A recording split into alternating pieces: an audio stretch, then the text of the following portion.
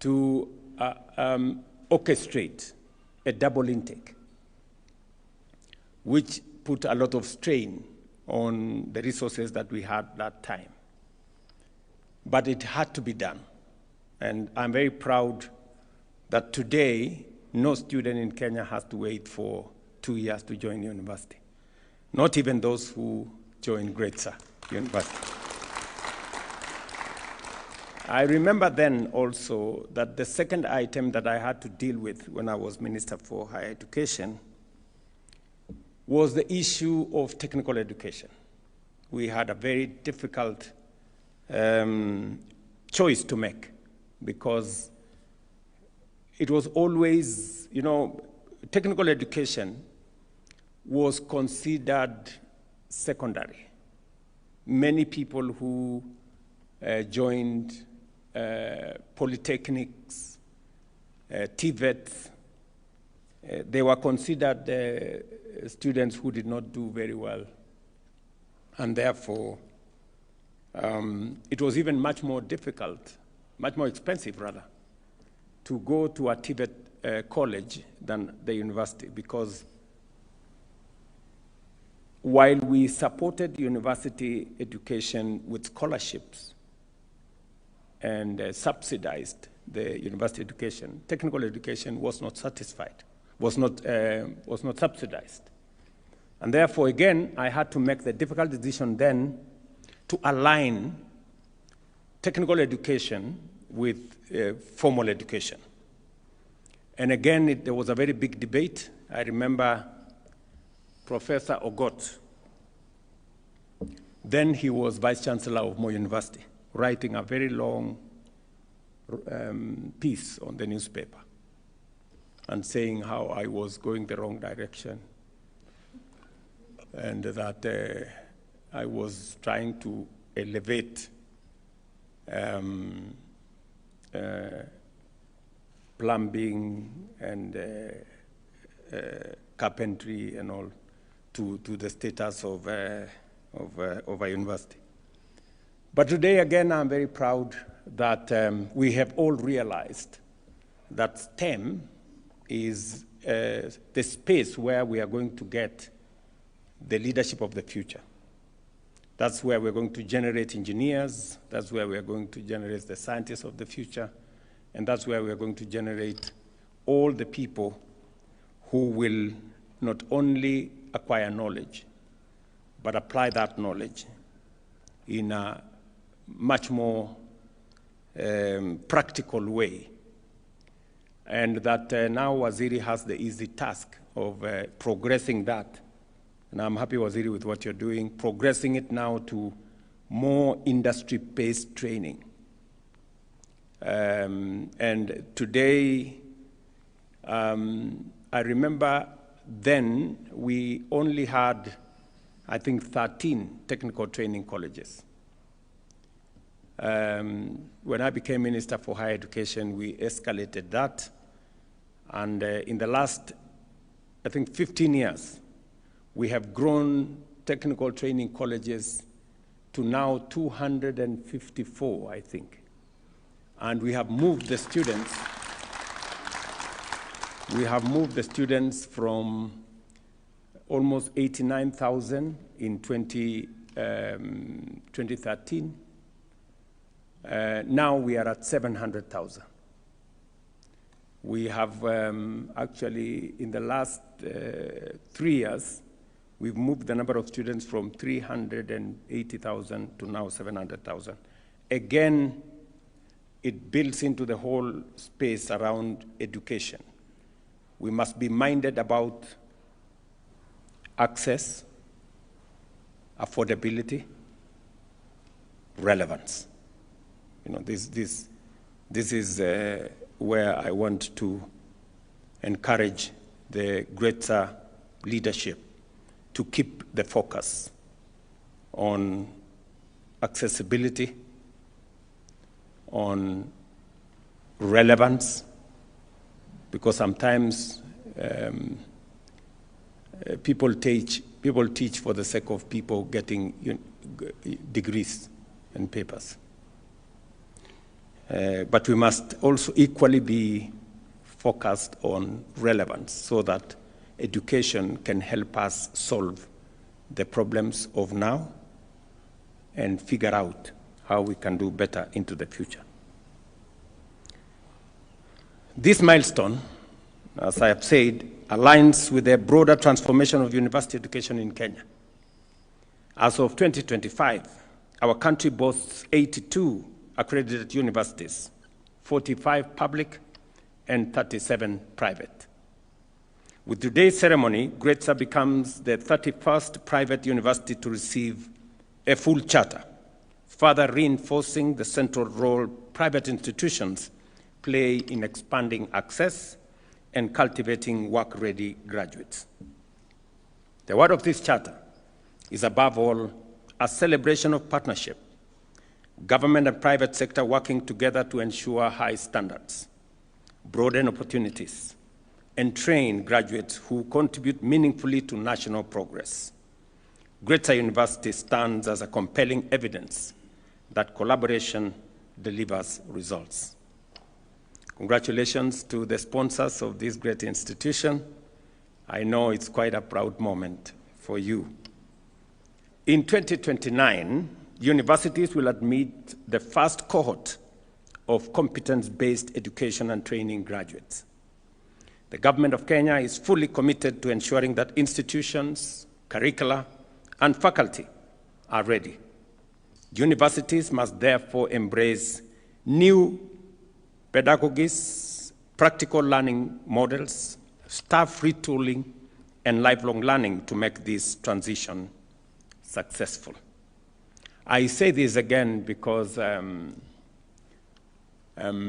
when I was elected into office 3 years ago, we had another crisis in the education sector. We had 3 fundamental problems. Number 1, we had a chronic teacher shortage. Number 2, we had a competence-based curriculum that was misunderstood both by parents, by teachers, and by even learners. And number 3, we had a chronic problem on university funding, or higher education funding specifically. For those of you in this space, and I'm sure Kuria knows, many universities were technically insolvent. Actually, almost 23 universities were technically insolvent because the model of funding that we had adopted was not working. But you know, because education is a very sensitive space, nobody wanted to touch it. We all knew that something needs to be done.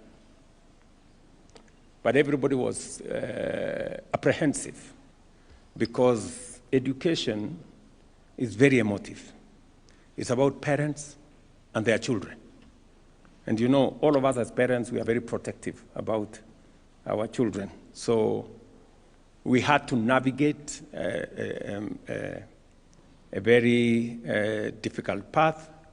But I am very confident today that 3 years down the line, we have straightened the CBC curriculum.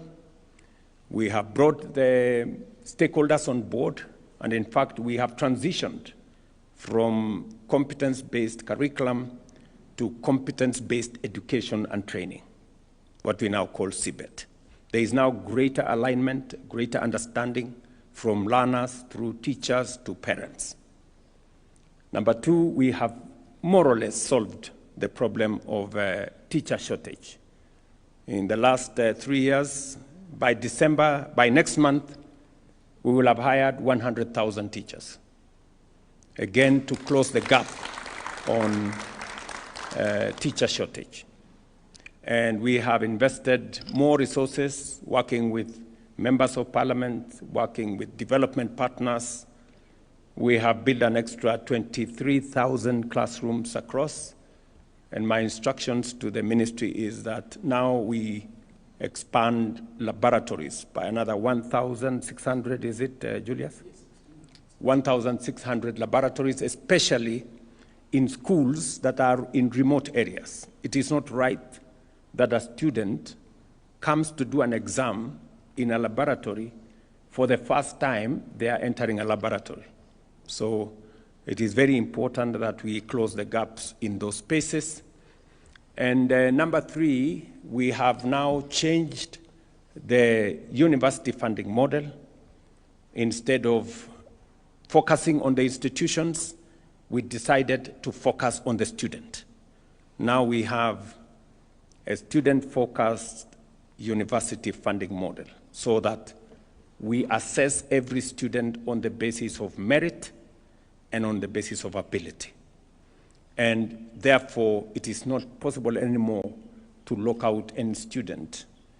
And we want to make it possible for all our learners to have equal access to university education. And I know Gretsa would have wanted the government to have some government-sponsored students. I don't know whether you did have that in the past. But I don't have very good news for you. I have to straighten the space first because we overcommitted ourselves as government, and we actually brought a lot of trouble to many universities. I know one university that had to close down because government sent students to that university. They spent all the money they had to train and teach the students, and then government did not come through because we had limited resources. So we're trying to cut our cloth the size of what we can afford. So, but progressively, I know that we will, as we expand the space, we will find a partnership that will not undermine your ability to teach, but will also give us space to train more and teach more. I'm sure the experts in my team and all the other people in that space and the stakeholders will begin to imagine how are we going to do this. And I am very particular about the matter of education because as a country, the biggest asset we have is our human capital. It is bigger than any gold we can find. It is bigger than any minerals we can find. Our human capital. Today, many Kenyans may not know that the resources that we get from Kenyans working outside Kenya is upwards of $5.1 billion every year.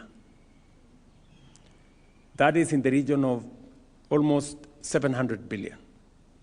It is higher than what we get from tea, what we get from coffee, what we get from horticulture, all of it combined. We still make more money from our human capital than from the export of any crop or any commodity. And that is why education becomes significantly important for us as a country. It is also the reason why I have deployed more resources into the education sector.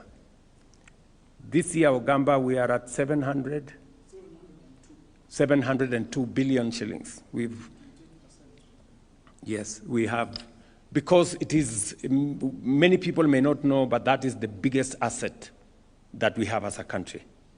And we are lucky that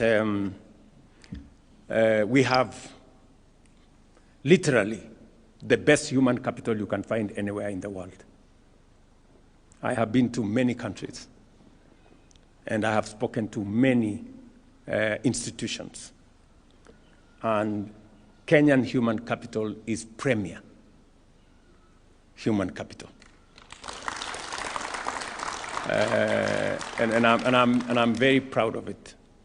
A week ago, 10 days ago, I was in Qatar, and the government there was saying, you see, we have Kenyans working for us here.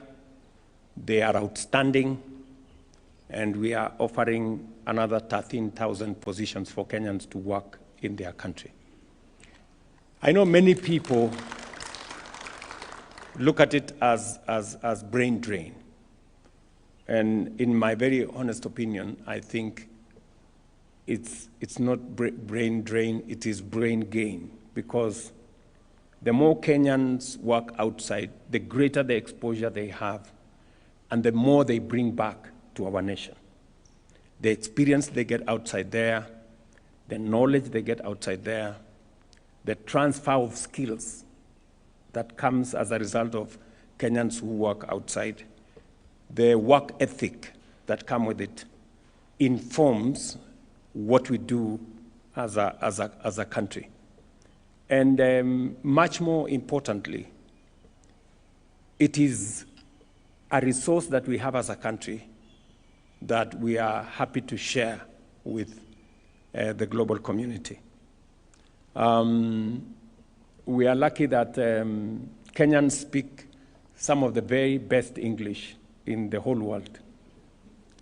I think there are Kenyans who speak better English than the English men and women themselves.